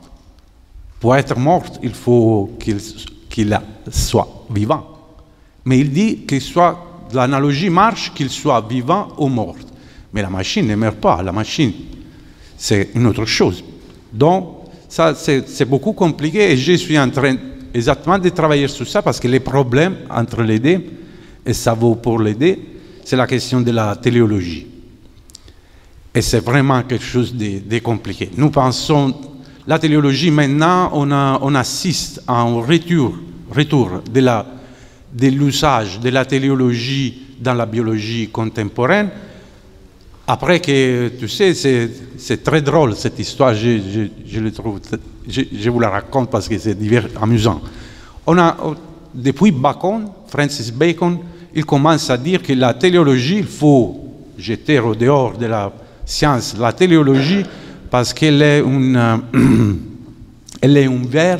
vierge qui donne des enfants stériles, des produits stériles. Après, après beaucoup de temps, il y a Leibowitz, c'est un biologiste israélien, qui dit cette chose très amusante, qui dit que la téléologie, pour les biologistes, c'est une femme dont il ne peut pas se faire à moins, mais avec laquelle il ne peut pas aller en public. Non? Donc c'est très étrange, cette féminisation de la téléologie. Cette téléologie, c'est une femme très charmante, évidemment, dont nous ne pouvons pas nous en passer, mais en même temps, il ne faut pas se faire voir avec en public. Et je parle de ça dans ces... Et le problème, c'est que la biologie contemporaine, c'est comme elle a mis à enfant qu'elle ne peut pas faire à moins de la téléologie et elle la considère comme un concept opératoire. Mais ça comporte que toute la base métaphysique de la téléologie rentre dans le questionnement biologique. Et donc ça, c'est mon travail. Et c'est exactement le jeu entre machine et vivant. Mais je ne suis pas sûr que quand on parle de cette analogie, au moment, je ne suis pas sûr qu'on réduit le vivant à la machine. Je crois que serait aussi intéressant de penser qu'on a commencé en pensant les vivants comme une machine. Et donc c'est double bind, mais c'est un travail que je suis en train de faire et c'est très important, je crois. Mais c'est vrai. Les dernières, tu as dit la question politique. Dans la question pratique, je crois que c'est plutôt Christian qui peut nous donner quelques renseignements. Je trouve que la question de l'énergie, surtout, c'est évident qu'il mettre au premier plan la question de l'énergie dans l'entropie plutôt que l'ordre et le désordre, ça veut dire mettre au premier plan la question écologique, la question qui est évidemment comment et si c'est possible avoir des systèmes de production qui ne vont pas contre l'entropie, parce que ça serait compliqué, mais qui peuvent produire de l'énergie qui va être le bilan entre entropie et négantropie pourrait être positif. Je crois qu'on peut le faire. Je pense par exemple à l'éolico, le système éolique par exemple, l'énergie solaire. Si on fait un bilan, mais il faut faire le bilan, mais il y a des physiciens qui s'occupent de ça. Et c'est vrai qu'on peut produire de l'énergie dont le bilan c'est en faveur de l'énergie produite par rapport à l'énergie consommée pour les produire. Et ça, c'est le problème de l'économie mondiale, plus ou moins. Et donc, ça, serait la chose, comment dire, l'issue politique, économico-politique de cette affaire. Mais en effet, comme vous avez vu, derrière part toujours d'une économie. Il faut faire une économie de la mort, une économie de l'information. Ça veut dire qu'il faut raisonner en termes de quantité qui se confrontent dans un bilan qui doit être positif. Ça, je ne sais pas si... Oui, juste sur cette question énergétique, c'est même dans les approches informationnelles ou par les data, la question énergétique, c'est presque le principe de réalité. Il y a 1 an, 2 ans, je ne sais plus, ou 3 ans, j'avais parlé de la blockchain ici. Et pourquoi les fermes de serveurs sont en Chine? C'est parce que l'électricité est moins chère. Voilà, bon, à la fin, on peut regarder toute la cartographie de l'information et des data en disant où est-ce que ça consomme de l'énergie. Et d'ailleurs, moi, c'est ce que je propose aujourd'hui à la surprise de certains de mes clients. Je les dis, je regarde même pas les data, je regarde où il y a la consommation énergétique. Pour avoir une approche qui est l'énergie du digital, qui fait penser à l'énergie du désespoir aussi parfois. Donc on ne peut pas... La question informationnelle, elle est hors sol si elle n'est pas couplée à des questions énergétiques. Je vous donne un exemple très simple. Vous pouvez être un développeur logiciel, faire une superbe application pour smartphone. Si elle est mal conçue, elle va détruire la batterie du smartphone en 1 demi-heure. Et vous n'aurez aucun succès, quel que soit le génie logiciel que vous aurez mis devant. Il faut tenir compte des contraintes énergétiques. Donc ça, c'est évident. Sur la question du macro et du micro, en écoutant un peu les remarques de Bernard, et la question de la stack, les piles, parce que derrière, c'est des modèles en couches, hein, des layers, des couches, que vous retrouvez si vous avez un jour travaillé avec Photoshop. Vous avez vu qu'il y a des calques. Il faut mettre des calques et des calques. C'est généralement ce qu'on comprend la première fois qu'on interagit avec des logiciels de retouche d'image. Ah, il y a des calques, ça y est, vous avez compris quelque chose, vous avez compris un peu le mode de fonctionnement auquel il faut se conformer si vous voulez produire quelque chose. Dans des stacks, dans ces piles, dans ces couches, il y a toujours des questions d'interface. Et je pense à pleine commune aussi, là, quand j'évoque ça, bien évidemment, il y a une métaphore. Entre le discours de Bernard et l'habitant sur le terrain, comprenez bien qu'il y a une certaine distance, quoi. Je dis ça, c'est parce que tu disais que je suis hybride. Je suis hybride aussi parce que je traduis du Stigler dans des contextes et dans des environnements qui ne peuvent pas comprendre du Stigler comme ça, même s'ils sont intéressés. Je suis le premier à dire, moi je suis un disciple de Stigler, si tu veux aller à la source, lis Stigler. Et ils reviennent en me disant, mais j'ai rien compris, j'arrive pas à lire, etc. Donc on ne peut pas lire du Stigler comme ça au pied levé si on n'a pas un minimum, quoi, voilà. C'est pour ça d'ailleurs qu'aujourd'hui l'Académie d'été est refermée. Voilà, c'est à un moment donné, il faut dire, bon, pour des questions d'efficacité, je peux pas ouvrir, parce que si j'ouvre trop, je me retrouve avec une entropie qui est trop forte, quoi. Et je veux maintenir une dynamique, je suis obligé de travailler dans des cercles plus restreints. C'est toute la question aussi de l'ésotérisme, de l'exotérisme, comment l'enseignement doit se faire avec des petits cercles, de manière publique ou pas publique, ça fait écho à la femme, à la théologie que tu évoquais peut-être. Donc il y a vraiment des questions d'interface, de traduction pour être efficient à un moment donné. Et quand on travaille dans le numérique, dans l'informatique, on a des ingénieurs qui sont spécialistes d'une couche dans la stack. Vous allez le voir, vous lui parlez, vous dire non, moi je connais rien, moi je ne suis pas de cette couche, je suis de la couche au-dessus ou au-dessous, je ne comprends pas ce que tu me dis. Alors le Graal, c'est l'ingénieur qui est full stack. C'est celui qui est capable de travailler du back-office, le stockage des données, la logique applicative software, plus les interfaces utilisateurs, et qui maîtrise toutes les stacks. Il n'y en a pas beaucoup des ingénieurs comme ça. Dans la réalité, il faut pouvoir dialoguer avec des représentants des différentes couches. Et je pense que dans tout projet, y compris à pleine commune, on est confronté à ça.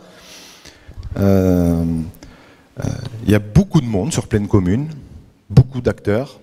Hein, c'est ce qui me fait peur, moi, parfois. Parce que moi, quand je travaille avec Octo, la première chose que je dis avec le client, c'est une équipe réduite, je commence avec 3-4 personnes. Et ces 3-4 personnes, ils ont les mandats pour prendre des décisions. Si je dois aller demander l'autorisation à X, Y, au bout d'un moment, je n'avance pas. Donc il faut faire un moment des choix, quitte à se planter, à ne faire des choses qui ne correspondent pas à ce qu'on avait imaginé, mais au moins, une première équipe, un noyau dur est là, peut produire, démontrer des choses et ajuster le tir, chemin faisant, etc. Donc il y a une tendance, quand on doit avoir les enjeux d'efficacité que tu évoquais, de resserrer. Alors c'est pas pour se refermer, c'est pour produire. Voilà.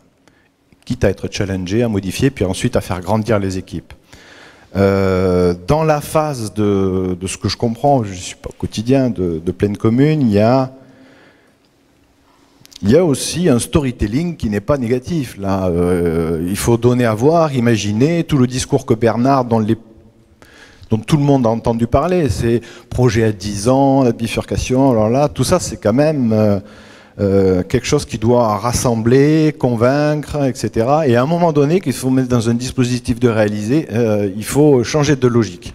Donc il faut produire des interfaces entre des équipes qui sont efficientes, des acteurs qui sont informés, qui n'ont pas les mêmes rôles, et plus le projet et l'initiative est d'ampleur, plus on va être amené à faire des couches, des stacks, etc. Et c'est ça qu'il faut, je crois, avoir en tête quand on veut atterrir ou décoller, selon le point de vue dans lequel on se place. Donc voilà, stack, c'est des couches ne dialoguent entre elles qu'avec des interfaces. C'est valable au niveau technique, mais ça peut avoir bien évidemment une utilisation pratique dans des projets de cette ampleur-là. Parce qu'à un moment donné, sur pleine commune, je dirais pas le problème, mais le pharmacone, c'est Bernard Stiegler. Qui pourrait devenir le pharmacos. Et qui pourrait devenir le pharmacos, quoi. Je ne peux pas partir sans Bernard, parce que c'est lui qui qui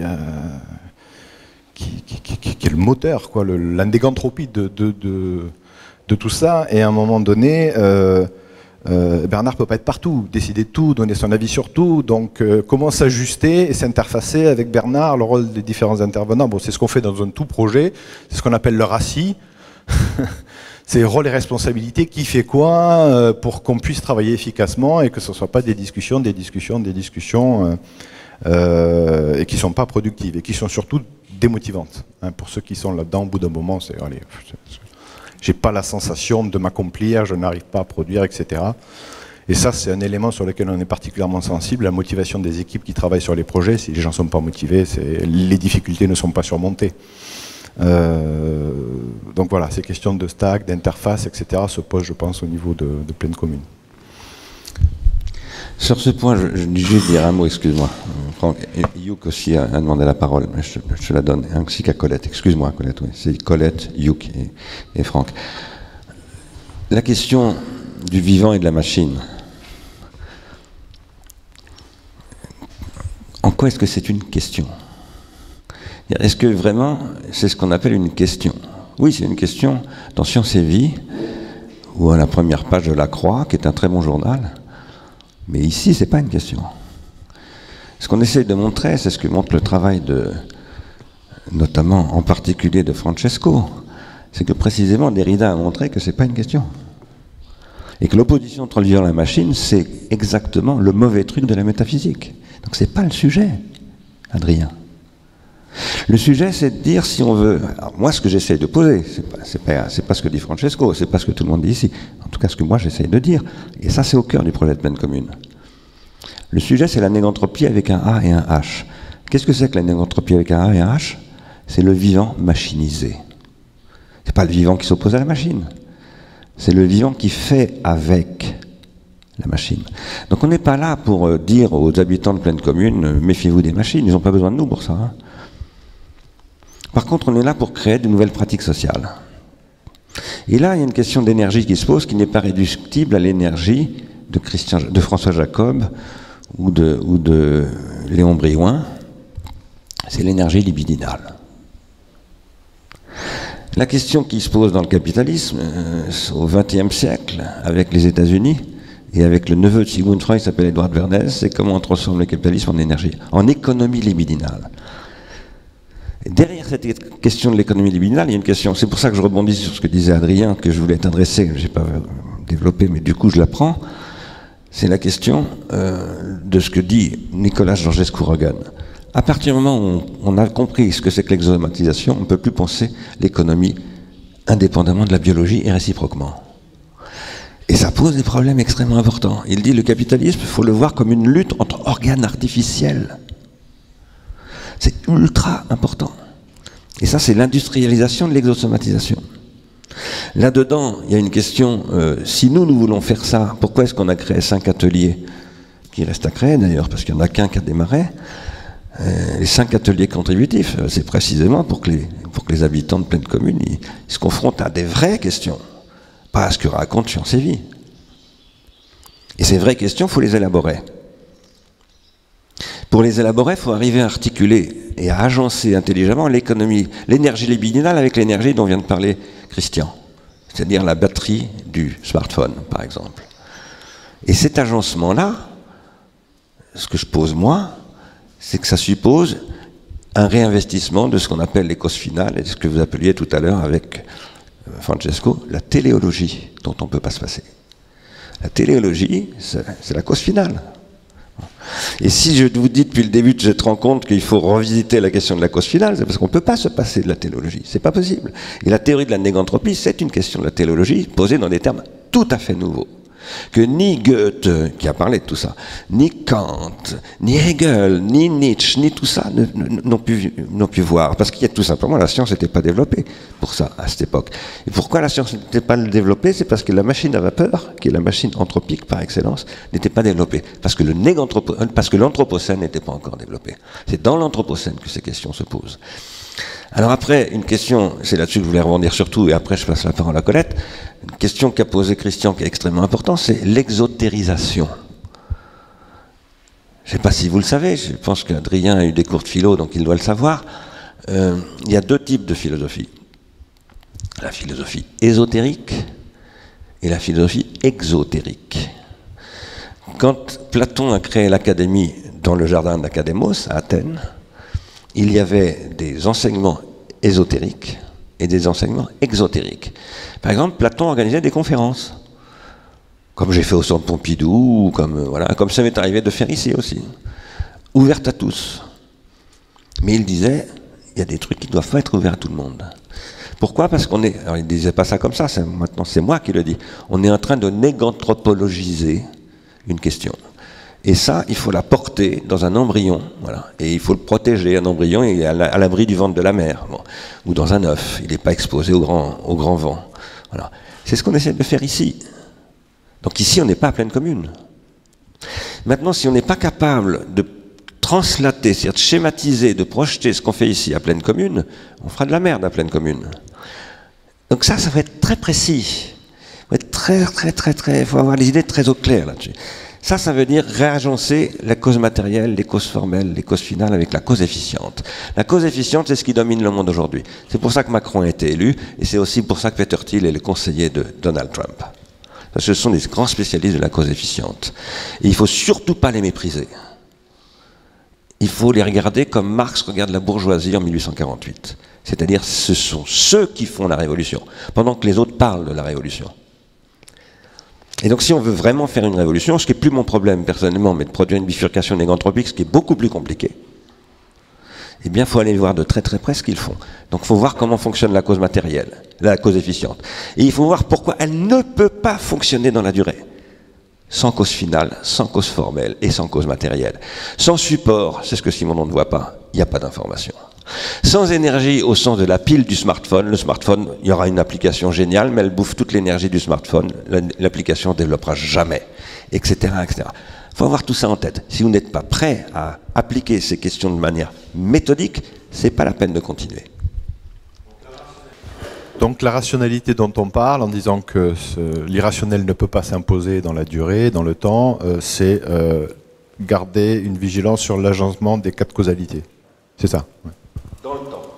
Oui, dans le temps. C'est-à-dire qu'à une certaine échelle, un actionnaire, par exemple, il n'en a rien à foutre de l'échelle de la longue durée. Ouais. Et donc on est bien obligé de tenir compte de ces différentes échelles des agencées. C'est ça que j'appelle la nouvelle économie politique. Qui c'est qui devait parler maintenant, là?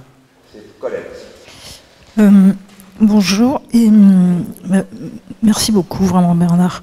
Je disais, je t'ai envoyé un mail avant cette académie où je disais que je me sentais microscopique et je me sens de plus en plus microscopique, nanoscopique, ce à quoi tu m'avais répondu une très belle réponse sur les minuscules et les majuscules.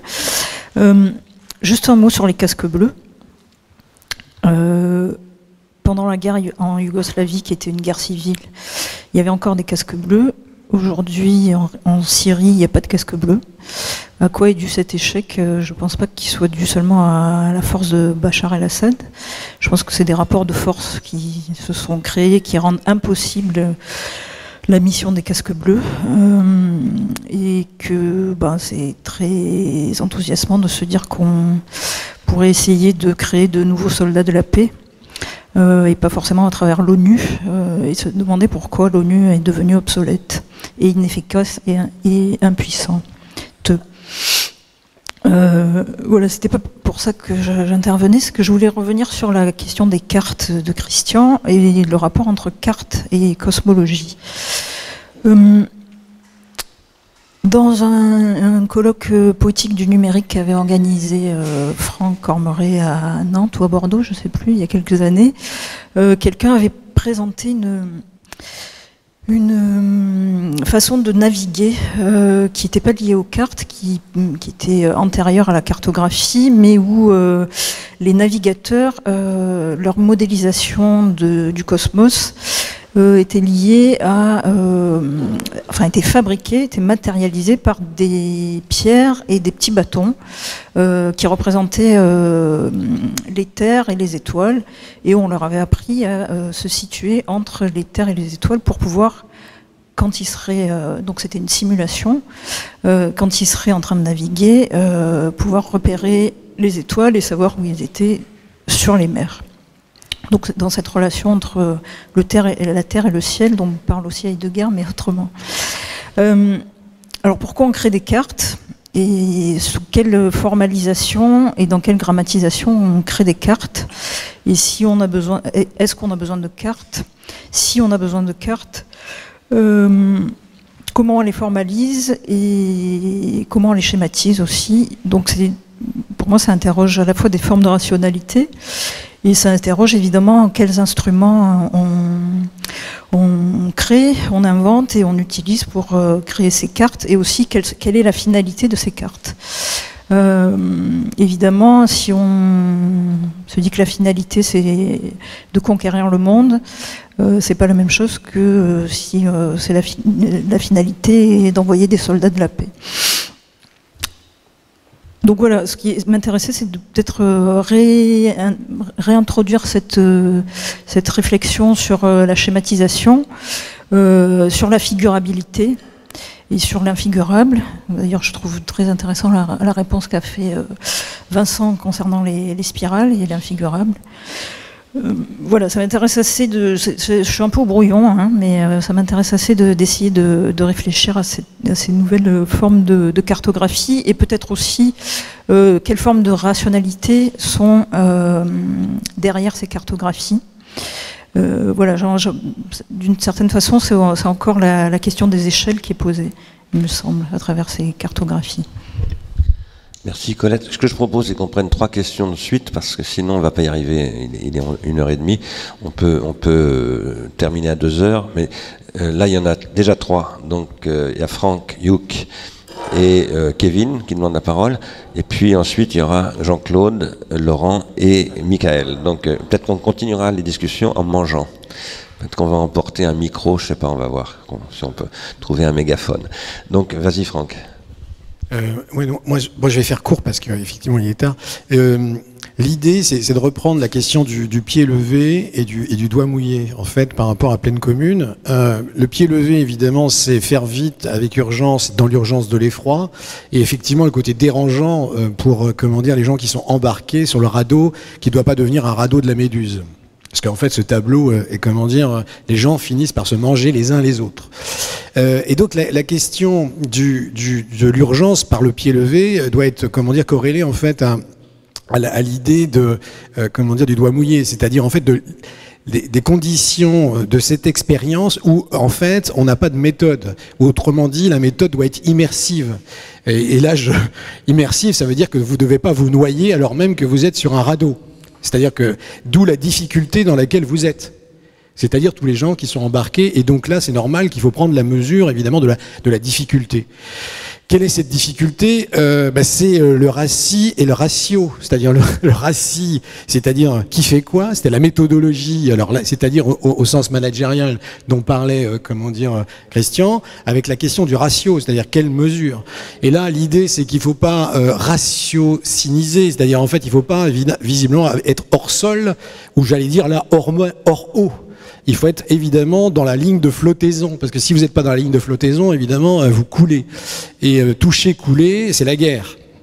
Et donc vous avancez dans un radeau, dans des conditions qui sont en fait, disons, maritimement très difficiles, puisqu'en fait il y a tempête. Il y a tempête, et pas simplement sous le crâne.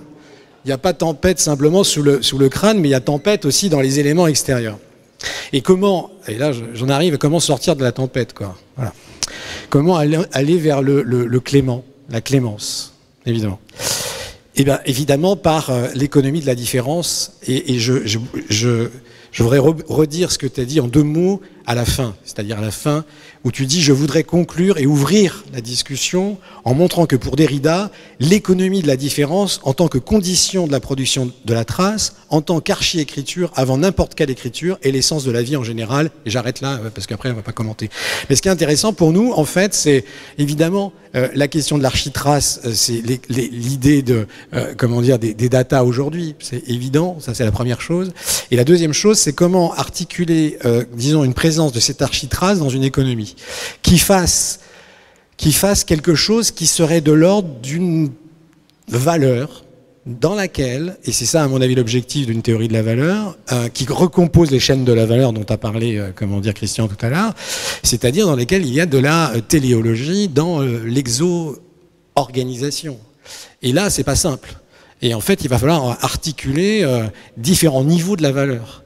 Et ces niveaux de la valeur, ça ne peut pas simplement être le niveau, informationnel, ça c'est clair. Pour autant, il y a une citation, que je voudrais faire rapidement dans le texte que tu as cité, si j'arrive à la trouver, de Derrida. C'est en fait quand il parle de force et valeur. Et en fait, il parle de force et valeur, et je pense que je ne vais pas la retrouver d'ailleurs, force et valeur, c'est-à-dire que la question, il parle du conflit, il parle de l'agonistique, et il parle de la lutte. Et là, évidemment, cette question de la lutte, on est en lutte, mais pas simplement, avec nous-mêmes et avec d'autres personnes, mais on est en lutte aussi avec les éléments. Et ce que je voulais dire simplement, c'est que la synthèse d'une théorie de la valeur aujourd'hui, évidemment, doit s'écarter de la théorie de l'information, mais pour autant, l'information peut servir de mesure, à condition évidemment de rentrer dans la lutte dans laquelle évidemment il y a des effets énergétiques, des effets de puissance qu'il va falloir, essayer de mesurer. Mais ça, on en parlera on en parlera certainement demain.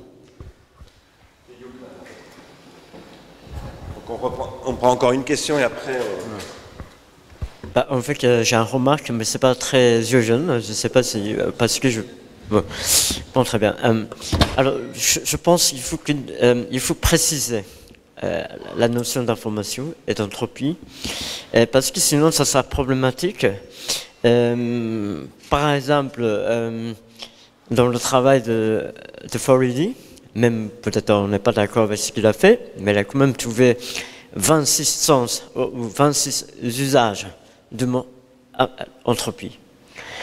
Et aussi, le mot information, dans ton texte, je pense que c'est page, j'ai oublié quelle page, tu avais une citation de Jacob, lui il a dit l'information c'est la mesure de l'improbabilité. Et en fait ça vient pas de Vienna, ça vient de Shannon. Parce que le signe, l'information pour Vienna, pour Shannon c'est la mesure de l'improbabilité. Mais pour Vienna c'est la mesure de l'organisation. Donc il y a une grande différence. Et en plus, parce que si on parle de la théorie de l'information, on a 3 traditions. Hein. Par exemple, on a le Shannon. Sur la transmission de l'information, on a aussi Turing, Komolov, Chetin, qui travaille sur l'information, sur, comment il s'appelle, information theory. Et aussi cette notion d'information comme organisation dans la biologie. Et donc, je pense qu'il faut vraiment préciser quel sens de l'entropie et de l'information qu'on veut parler. Mais une autre remarque, c'est lié à Simondon. Je pense qu'il faut parler Derrida et Simondon, précisément parce que Simondon, il a vu très clairement le problème dans la cybernétique. Et comme une réponse à ta question, Simondon, il a dit que les cybernéticiens, ils ont tort parce qu'ils pensent, ils voulaient trouver une équivalence entre la machine et l'être vivant à travers la notion de feedback. Et Simondon, il a dit non, ils ont tort. Feedback. C'est pour ça Simondon, il a proposé de développer une notion plus généralisée d'information, c'est-à-dire que la signification. Et la signification pour Simondon veut dire en fait la différence. Et ça c'est très intéressant, quand il parle il donne un exemple de l'information, c'est que la différence entre les deux images rétinaires, donc c'est la disparition, c'est la différence qui donne l'information, c'est-à-dire la signification.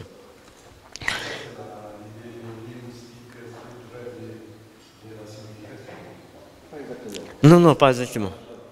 Non, c'est la disparition au sens stéréoscopique, c'est-à-dire avec une bipolarité. Oui. Voilà. Mais je vais laisser Luc répondre. Oui. C'est pas la même chose. Oui, et par cette notion généralisée, parce que j'essaie de faire une relecture de Simondon, alors, je l'ai fait il y a 3 ans, et je pense avec cette notion plus généralisée d'information, Simondon a réussi à éviter le problème de la téléologie. Et pourquoi? Parce que avec cette notion d'information, il peut ramener la notion de hasard, de la contingence. C'est pour ça, via la fin de son livre, l'individuation à la lumière des notions de forme d'information, il a dit, je cite, la tâche de découverte des significations et du collectif est soumise au hasard. C'est un peu étonnant, et il faut discuter de ça. Mais il a essayé d'amener la notion de contingence dans l'individuation. Bon, le dernier remarque, c'est que là, il a parlé de la relation de la machine et l'entropie. Je cite, la machine, c'est vers la fin de l'introduction du mode d'existence des objets techniques. Il a dit, la machine, comme élément de l'ensemble technique, devient ce qui augmente la quantité d'informations, ce qui accroît la négantropie, ce qui s'oppose à la dégradation de l'énergie.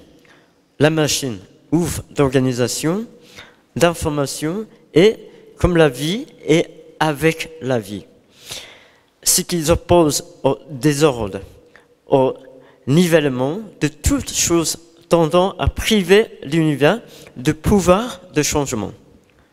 La machine est ce par quoi l'homme s'oppose à la mort de l'univers et ralentit, comme la vie, la dégradation de l'énergie et devient stabilisatrice du monde. Donc ça c'est le dernier remarque de Simondon dans l'introduction du mode d'existence des objets techniques. Et je pense que c'est très important de reprendre ce passage de Simondon. Si on veut penser de la question de l'information aujourd'hui, en fait la question aujourd'hui, c'est pas qu'on n'a pas d'information, c'est qu'on a trop d'informations. C'est pour ça qu'il est devenu anthropique, selon Berlin. Voilà. Je crois que malheureusement, les 3 questions d'après, ce que je propose, c'est qu'on les reprenne cet après-midi. Christian, tu veux répondre à Colette ou à tout ce qui vient de se dire ou pas? Moi j'ai du mal avec Simondon si tu veux, parce que objet technique Simondon, mais dès qu'il y a on est quand même quand on parle de plateforme, on est quand même dans des systèmes, et tu sais que Simondon, dès que le système est fallacieux, le réseau est fallacieux, quoi. Donc j'ai jamais trouvé de répondant, chez Simondon sur la question des systèmes, des réseaux, quoi. Et je l'avais dit quand comment s'appelle-t-il, m'avait invité pour parler au colloque Simondon. Le regard que Simondon porte sur l'ordinateur, qui commençait, si je donne un ordinateur à Simondon, je pense qu'il utiliserait il ne regarderait que le bloc d'alimentation et pas le CPU. Et donc je suis très, voilà, sur ces questions du digital, du réseau, Simondon, je ne trouve pas d'appui là-dessus. Moi, oui, mais c'est milieu d'un objet technique. Il n'y a pas quand il dit le système est fallacieux, c'est-à-dire que il y a un problème quoi sur le côté réseau réticulaire quoi. Non, mais il a raison. De toute façon, il y a une faiblesse aussi.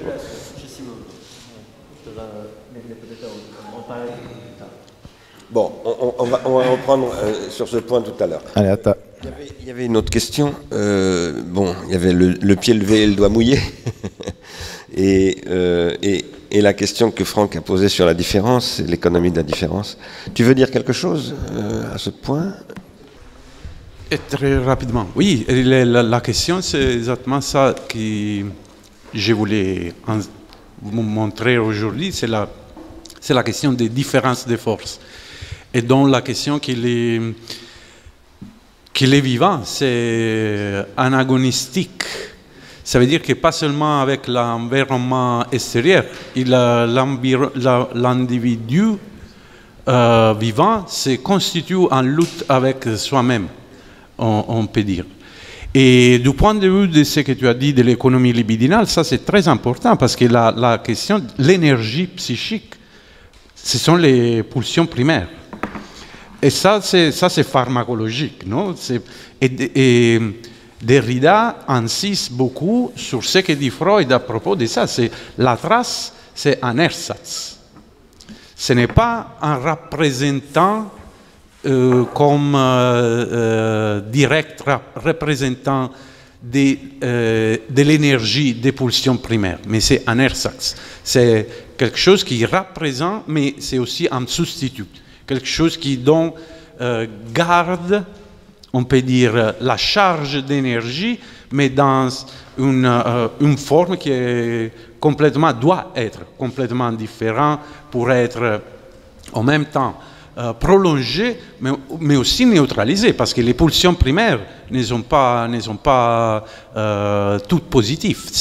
Et Freud dit que c'est le danger majeur pour l'appareil psychique ne vient pas des forces extérieures, mais vient exactement des forces intérieures des pulsions primaires qu'il doit substituer. Et il y a la question du lien, du ligament, de binden. Et moi, personnellement, je pense la question, mais je ne dirais pas individuation, parce que pour moi, déjà, individuation, c'est quelque chose qui ne marche pas, mais je pense la constitution de quelque chose qu'on pourrait définir une ipséité interminable à partir du concept de binden qui Derrida prend de Freud, la question de la structure. Donc, ça pour dire très rapidement que je ne peux pas dire maintenant mon dernier mot sur Simondon, mais je ne suis pas d'accord du tout. Et je trouve que Simondon, seulement, je ne suis pas arrivé au terme de mon travail sur Simondon, donc c'est, comment dire, je te dis ce que je pense au moment, mais je trouve qu'il est terriblement dialectique. Et ça veut dire qu'il n'y a pas l'hasard. Oui, tout le monde parle d'hasard, mais il est toujours second. C'est ce que je vais penser, on parlait de ça avant, une contingence radicale. Ce n'est pas la contingence qui fait face à une nécessité ou à un individu constitué et qui soit singulaire ou collectif. Parce que ça, c'est aussi dans la théorie de l'organisation. Non, les bruits, c'est bien, c'est l'hasard, l'aléatoire qui permet de gagner encore plus d'informations pour reconstituer l'organisation. Mais la question fondamentale, c'est qu'on présuppose, et je crois que Simondon le présuppose, et c'est pour ça que j'ai dit qu'il est hegelien, il présuppose un autos. Moi, je ne peux pas dire maintenant qu'est-ce que je vais substituer à l'autos, mais je suis sûr que l'autos ne marche pas. Parce que si on part de l'autos, on part du soi, et en biologie, ça c'est le problème. Tu avais dit quelque chose hier de ça. On présuppose qu'il y a le soi qui va se construire, s'organiser, mais la question pour moi, c'est plus radical, que ce soi doit être un effet d'autre chose. Et donc, mon problème, c'est penser une contingence vraiment radicale. Ça veut dire qui n'est pas les rencontres occasionnelles de quelque chose qui est déjà soi. C'est quelque chose sur lequel on parlera dans les prochaines 3-4 années, j'espère, de t'inviter pour parler de ça qui nous intéresse. Et par rapport à la question que tu as soulevée, c'est ça c'est le problème. Nous, philosophes, nous avons un peu cette timidité par rapport aux sciences, que nous pensons qu'ils sont très rigoureux, très précis, mais en vérité, c'est exactement ça. On ne comprend pas d'où vient, parce que Jacob ne connaît pas du tout Schein. Il cite seulement Wiener et Schrödinger. Mais c'est vrai qu'il y a quelque chose qui paraît venir de Schein. Mais en vérité, les passages que j'ai cités sont les uniques passages où il définit ça. Et c'est évident que c'est une définition très vague, non? Absolument vague. Comme la définition d'ordre, et c'est vrai, moi aussi j'ai fait une tentative de reconstituer la notion d'ordre qu'il y a en biologie, c'est absolument vague. C'est tellement vague que maintenant il y a des physiciens qui travaillent dans la biologie qui disent que ça ne marche pas du tout. Ça vient d'où cet ordre? Ça paraît plutôt une métaphore politique, non? Un ordre, une stabilisation. Donc c'est vrai, il faut, et je crois que ça c'est les territoires où la déconstruction peut entrer dans les sciences. Parce que les discours, c'est évident, il y a un niveau d'expérimentation, des choses qui sont efficaces et sur lesquelles nous ne pouvons pas les rejoindre. Mais quand ils cherchent de décrire, d'expliquer leur travail, de donner l'image de leur travail, bon, on rencontre des discours qui sont très vagues, très métaphoriques. Il y a beaucoup de métaphores dans les textes scientifiques et ils n'ont aucune idée de ce que la métaphore peut induire. Non? Derrida dit cette chose que pour moi c'est comme, je ne sais pas, les premiers commandements. La métaphore n'est jamais innocente, elle oriente les chemins. Et ça marche partout. On peut travailler sur ça et on peut contribuer à une sorte de progrès de la science en montrant aux hommes des sciences qu'est-ce qu'ils font quand ils utilisent des choses comme ça d'une façon très vague, comme la notion d'information, ordre, organisme, ça c'est quelque chose qui vient de très loin, mais ils l'utilisent sans une vraie rigueur. Donc ça c'est ça. Je ne sais pas si j'avais... Mais on va manger, que le vivant a besoin de...